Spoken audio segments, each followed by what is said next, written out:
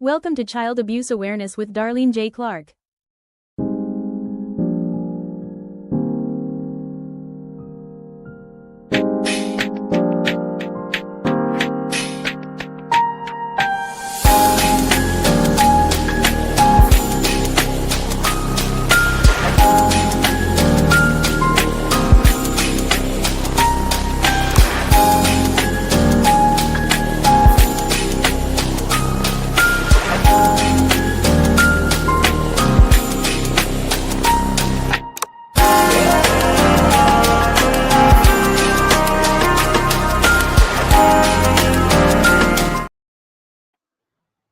Hello, welcome to another episode of Child Abuse Awareness with Darlene J. Clark. Be a part of the solution instead of part of the problem. Hope everyone's having a wonderful day, staying cool, and all this heat.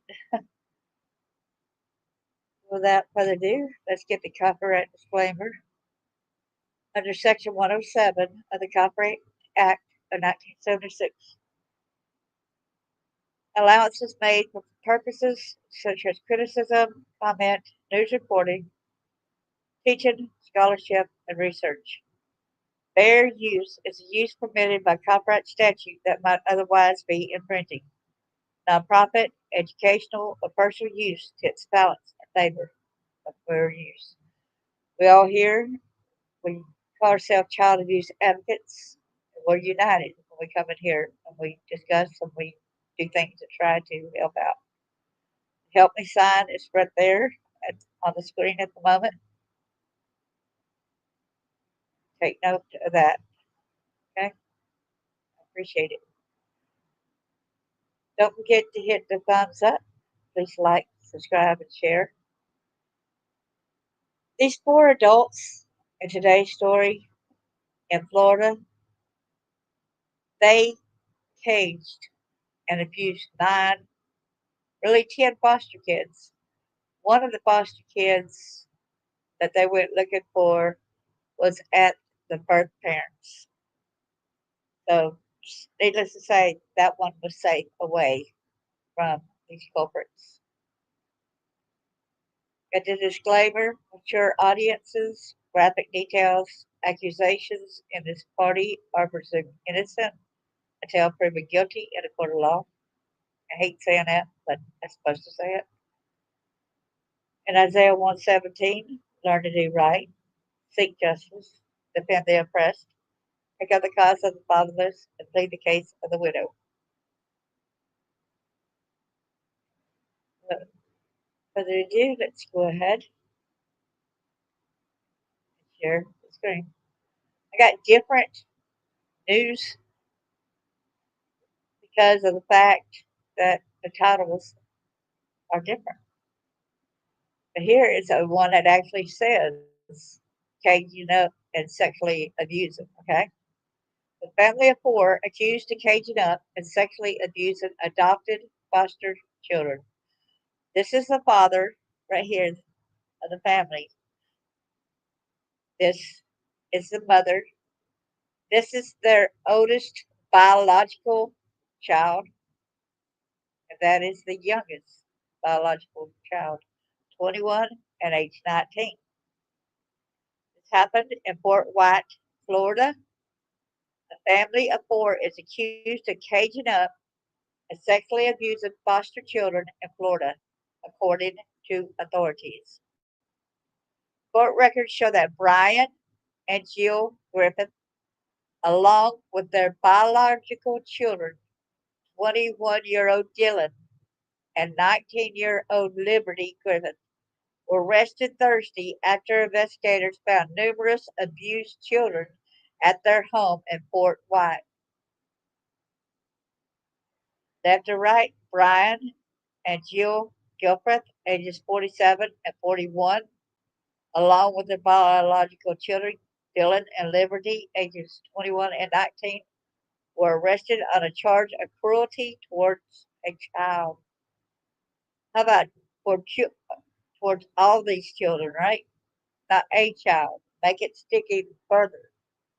According to investigators, many of the children were illiterate and some didn't know their own birthdays. Some of the children's ages include 7, 14, and 15 years of age. They cannot help the fact that they're illiterate because these people did not send them to school. Officials were alerted that something was off when one of the children showed up at a church camp with a taser. Court records show claims of a variety of abuses, such as being caged up and sexually assaulted. According to the arrest report, one child described instances of abuse where the mother would press plywood on their chest and spray vinegar in their face. The children are now in DCF care. The family has all been charged with aggravated child abuse. Let me get back over here. Hey there, Chris. So good to see you. Thanks for coming in. I think I need to make sure to put the banner up, but sorry, need to get this down here or do the trigger warning. Hello, everyone that's here. Please come in and say hi and hit the thumbs up. Now, this news article: Florida family of four accused of abusing adopted and foster kids, caged, beaten with canes, and denied food. This is why I do different articles because some of the others might have a little bit more proof story. And don't you hate that smile on his face? I wish somebody would knock that smile off of there, right? Brian Griffith, 47, Jill Griffith, 41, and their two adult biological children, Dalen Griffith, 21, and Liberty Griffith, 19, have all been arrested and charged with aggravated child abuse after they allegedly subjected their adopted and foster children to myriad forms of abuse. Where's the sex abuse charges, people? Are they not going to get charged with the sex abuse? A Florida family is facing disturbing allegations of extreme abuse after being accused of abusing their adopted and foster children, including beatings, food deprivation, and even confinement in a homemade cage. Brian Griffith, 47, Jill Griffith, 41, and their two adult children, Dalen Griffith, 21, and Liberty Griffith, have all been arrested and charged with aggravated child abuse, according to Columbia County court records. The investigation into the Griffiths began after one of the children allegedly brought a taser to a Mormon church camp in Branford, Florida. When questioned, the parents reportedly told authorities the device was fake and a toy. But an arrest warrant reviewed by Law and Crime stated law enforcement determined the device was an actual weapon. Following the incidents, a church employee raised red flags with child welfare authorities. According to the arrest affidavit, the employee told investigators the Griffiths had recently moved from Arizona to Florida with several foster children and that they primarily foster or adopt African American children. Some of the kids are family members, as you'll find out in some of this. The employee expressed concern the children are being treated unfairly and noted they were not receiving proper education as none of the foster or adopted children are familiar with their last names or basic personal information. The affidavit added. The children act as workers, not family members. When Child Protective Services showed up at the Griffiths home in rural Columbia County, Jill Griffith allegedly refused to let investigators inside or allow interviews with the children. She eventually allowed them in, but only under supervision, according to the warrant. During those first interviews, some of the children reportedly didn't know their birthdays. The affidavit says Jill had to correct them or looked up the information on her phone.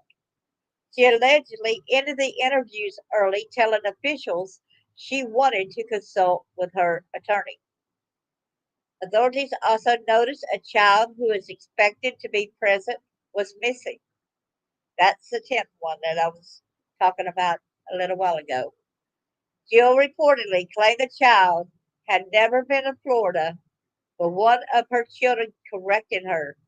It was later revealed the girl had lived with the family earlier in 2024 until she contacted her biological mother in Arizona, begging her to come and get her, according to the court documents. In a redacted portion of the report, the Arizona mother allegedly told authorities at least one adult in the home sexually assaulted one of the children. The report also states that Brian Griffith beats the foster and adopted children with a cane, but is careful not to leave a mark. One witness reportedly told investigators that if there wasn't enough food, the foster and adopted children in the home would not get any food.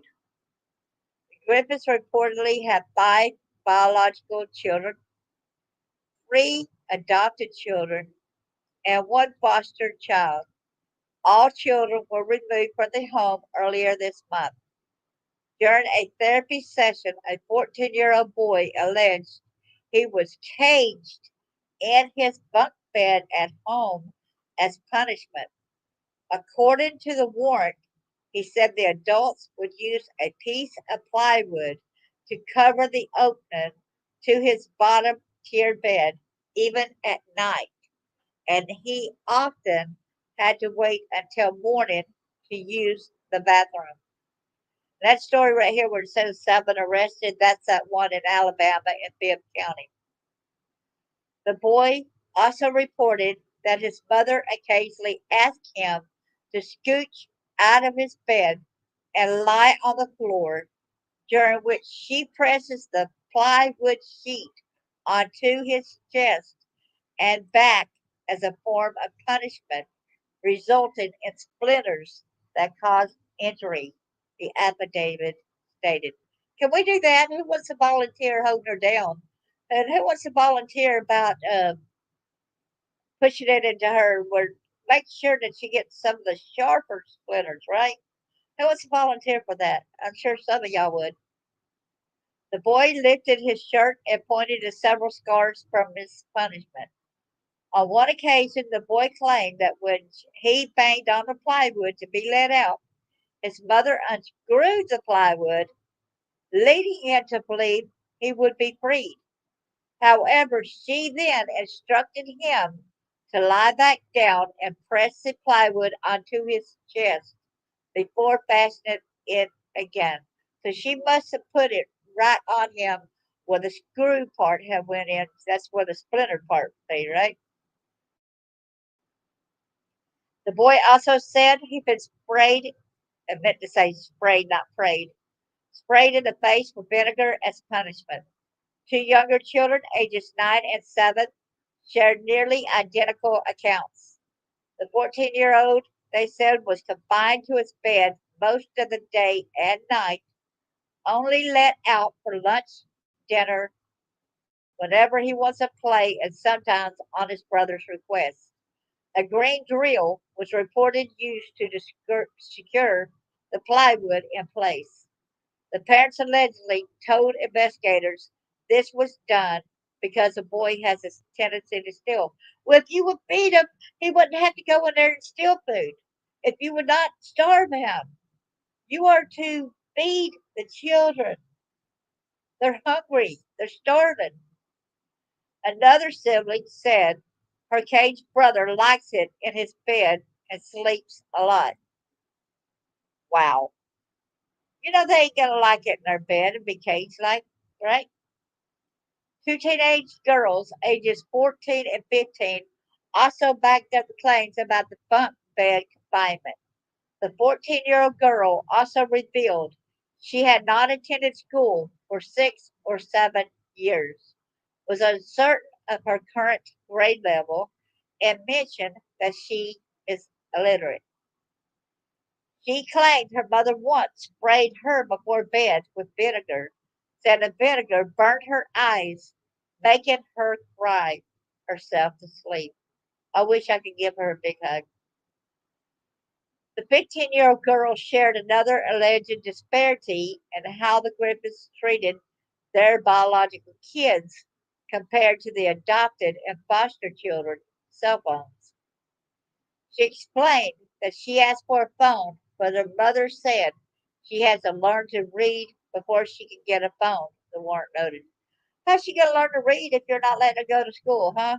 How's she going to learn to read? What a cop out. All four members of the Griffith family are currently being held in the Columbia County Jail without bond. If you are experiencing or witness child abuse, make sure y'all write this number down. It's the same as 1 800, look at the number here, the number 4, a child. This is the same thing right there. 1 800 422 4453, or go to www.childhelp.org. If you are in immediate danger, or if you believe a child is in immediate danger, call 911. All means. Hey there, Carlene. How you doing? Good to see you, girl. Careful not to leave a mark. Florida family of four abused, illiterate, foster, and adopted children who don't even know their own birthdays, police say. Said. This was July the 25th of this year. Like I said, that's Brian, that's Jill, that's Dalen, and that's Liberty Griffiths. Florida family of four is behind bars after subjecting their adopted and foster children to myriad forms of abuse, law enforcement in the Sunshine State allege. Brian Griffith, 47, Jill Griffith, 41, and their biological children, Dalen Griffith, 21, and Liberty Griffith, 19, stand accused of various counts of aggravated child abuse.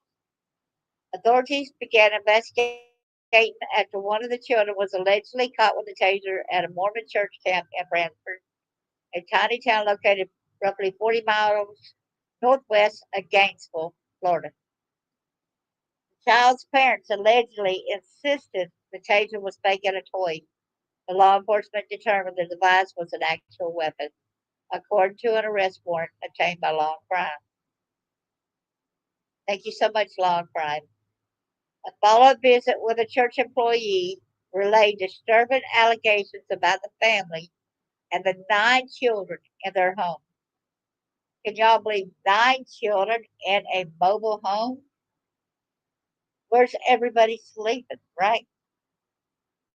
The church employee told child welfare authorities the family had recently relocated from Arizona to Florida with several foster children in tow. The employee explained that the Griffith family primarily fosters or adopts African American children and expressed concerns that these foster adopted children are being treated unfairly. The arrest warrant reads the employee indicated that the children are not receiving proper education as none of the foster or adopted children are familiar with their last names or basic personal information. Child welfare authorities reported that the church employee believes that these foster adopted children act as workers, not family members.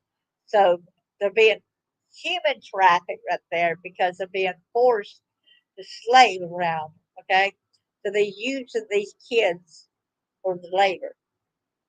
As the investigation ramped up, so did the allegations. Next, child welfare authorities visited the Griffith home on Boundary Way in an unincorporated part of Columbia County. At first, Jill Griffith would not allow investigators to enter the residence or speak with the children, according to the warrant. Eventually, the mother relented, allowing interviews with the children while she and her husband supervised, authorities say. But the court system got every right to go ahead. When you got the perpetrator sitting right there, when they're trying, the kids need to tell what these vicious people have done. That's not okay to me.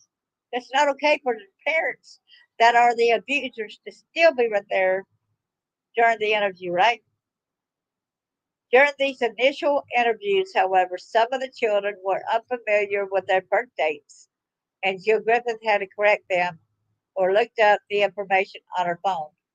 According to the court document, then the defendant allegedly shut the interviews down and expressed a desire to consult with her attorney before further questions. I would think that since there's a warrant right there, could they not just took her on to jail, right? Since she, they needed to get the information, they needed to protect the children. So if they stopped the investigation and would not, the children needed help.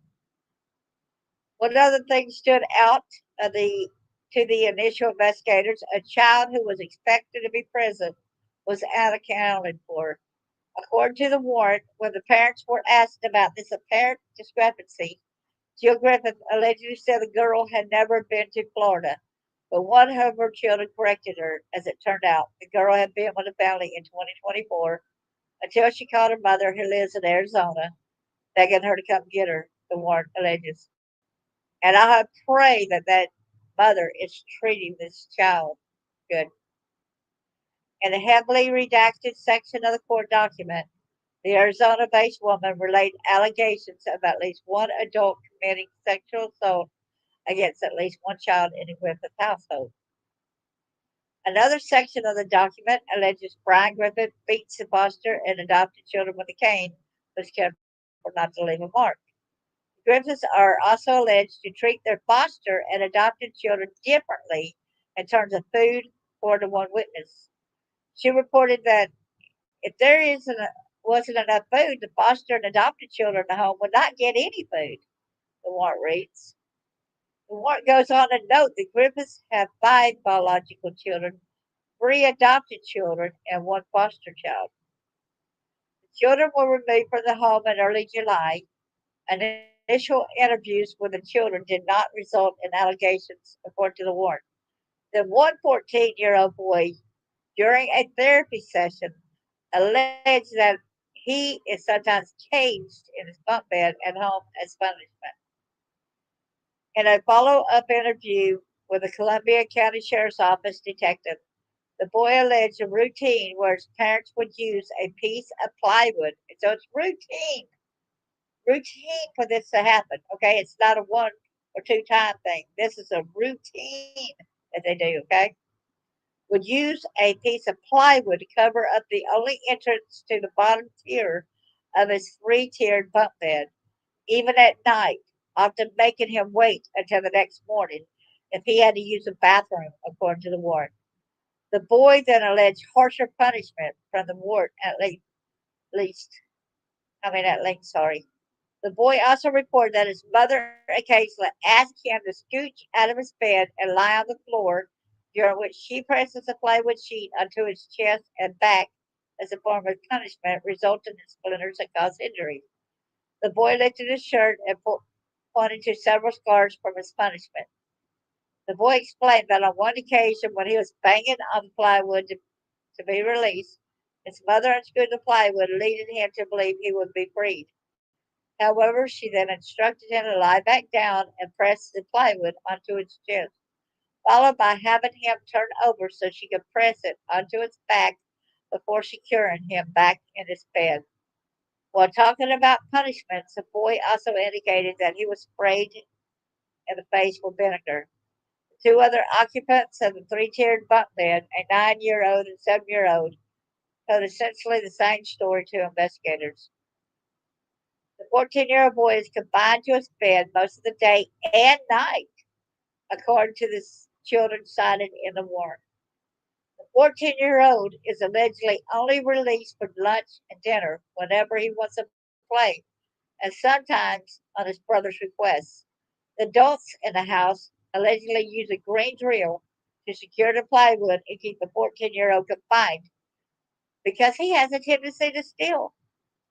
One of the boys added that his alleged caged brother likes it in his bed and sleeps a lot. I doubt he likes it in his bed. I guess I use it as a mistake. Or maybe he prefers to be in there in his bed a lot of times because if he's in there at the time, he don't have to worry about them hurting him, right? Later, a 14 and 15-year-old girl confirmed the cage-like nature of the bed and how plywood is affixed with a green drill. The younger girl, however, when asked to justify the confinement, said her brother was being punished because he is too rough with the dogs. The 14-year-old girl also reported being uncertain of her current grade level and indicated that she has not attended school for 6 or 7 years, and also mentioned that she is illiterate. She went on to tell investigators her mother also used vinegar as punishment against her, recounting an incident in which she was sprayed before bed by her mother and how the vinegar burned her eyes, making her cry herself to sleep. The 15-year-old girl allegedly confirmed another difference between the adopted and foster children versus the biological children, the provision of cell phones, which we went over that. So let me go on down. So let me go to the next one over here. So this is four family members arrested for allegedly trapping four foster kids.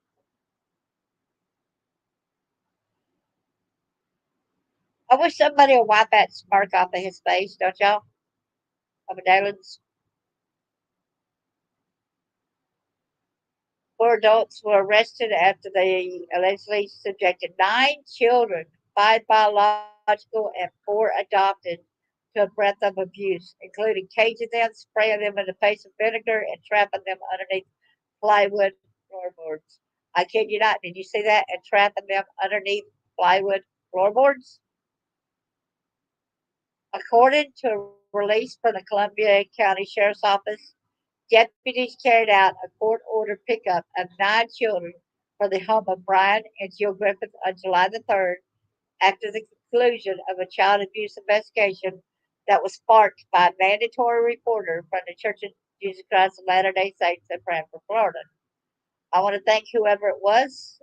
Thank you so much for helping these kids by telling. Thank you. The report stemmed from an incident in which one of the Griffith's biological children reportedly brought a functioning electronic stun gun to a summer camp. So we get on further down here. As part of the investigation, the Florida Department of Children and Families visited the Griffiths home to question the family per the report. During this initial visit, it was noted that the adopted children were working on chores while the biological children were playing or watching TV, the report said. A 10th foster child was reportedly not at the home, was found safe at his biological parents' home. During interviews with the 9 children, investigators with the Child Protection Team, heard accusations of being caged under the bunk bed by securing in plywood to prevent his escape, by being forced to lie on the floor by the mother, Jill, and having her place a sheet of plywood on top of the child's body and press down on them, resulting in splinters and pain. Being sprayed in the face with vinegar as a form of punishment. Being given non prescribed medicine. So I guess she was given somebody else's prescription medicine, and yet it was not prescribed to them. So she was drugging them, in other words, right? Being instructed to lie about what happens at home. That's what they threaten all the time. Most of these perpetrators do. Not being taken to or provided with adequate schooling to read or write. 4 family members were arrested: 47-year-old Brian, father; 41-year-old Jill, the mother; 21-year-old Dallin, and 19-year-old Liberty, whose relationship to the children was not disclosed. Trying to get that closed. I'm glad you're doing okay. Thank you. So be sure you advocate for these children. This is horrendous. These kids were not fed a good diet, nutrition. These two older kids right here even abuse the children as well. And they are adults, 21 and 19. So that's why they went to jail also, because they were abusive. And then it brings in the question, they abused. They could have been abused in other ways, but there's nothing on that, right? So there's no way until the court documents come and the cases. So remember to be hyper vigilant and protect your children. Thank y'all so much for coming in. And I figured this was an important story to get out there. Please pray for these children when they can actually learn to read and write. Being 15-year-old, 14-year-old, and not being able to read. Can you imagine the bullying, what's going to go on with these students when we go to school? If I hear of anybody bullying and making fun of these children, I would be furious. People, you need to teach your kids not to bully. Maybe even help the kids out. They're kind of tough. Thank you so much, and God bless y'all.